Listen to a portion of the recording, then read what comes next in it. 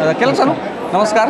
नमस्कार सर. नमस्कार. आपलं नाव सांगा आणि आपण हे जी बायोचार आहे मेशमेक्स कंपनीचं ते आपण वापरलं याच्याबद्दल आपल्याला म्हणजे वापरल्यानंतर वेगळं असं म्हणजे काय वाटलं की बाबा तुम्ही इतर पीक वापरत असतालच खतं पण हे वापरल्यानंतर तुम्हाला वेगळं काय असं फिलिंग आलं ह्याच्यामधलं? मागच्या वर्षी आम्ही एक्झिबिशनमधून हां या कंपनीचा बायोचार साधारणतः मॅडमनी एक पाऊच मला म्हणजे बाबा गिफ्ट म्हणून दिलं हां हां होतं हां सॅम्पल डेमोसाठी. हो.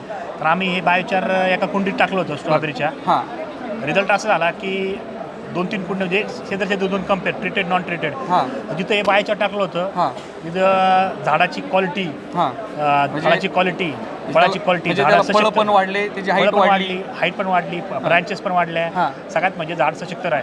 हां बरं त्याची गोडी वगैरे गोडी वगैरे इतरांपेक्षा थोडीशी जास्त होती ब्रिक्स. कारण हां. की स्वतः द्राक्षामध्ये काम केलेलं हां आहे. इतरांपेक्षा ही ब्रिक्स थोडंसं जास्त होतं. हां. गोडवा थोडासा जास्त होता. ह्याचे म्हणजे हे तुमचा म्हणजे जास्त नसेल कारण की हां. स्ट्रॉबेरीचं मूळची जी चव आहे हां. ती थोडीशी गोड आणि आंबट असते. हां. तर बाकीच्यांपेक्षा पण शेजारीचं जे झाड ज्या व्हरायटीचं लावलं होतं हां. त्यापेक्षा हे टाकले ते ठिकाणी थोडंसं चव आणखीन बरी वाटली.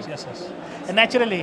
हां तेच नॅचरल आहे. मग हे कसं आता हे तुम्ही भेटला म्हणून ते लक्षात आलं. कारण कसं आता हे असा अनुभव आता तुम्ही साताऱ्याहून आले हे पॉकेट गिफ्टमध्ये नेलं बरोबर. तुम्ही ते वापरलं पण ते वापरल्यानंतर तुमच्या लक्षात आलं. बरोबर. हां म्हणजे आता ह्या हिशोबानेच म्हणजे आता कसं हे दुसऱ्यांना पण ज्यावेळेस ऐकतील बरोबर. त्यावेळेस त्यांच्या पण लक्षात येईल. नक्की. ओके धन्यवाद सर. ओके धन्यवाद सर.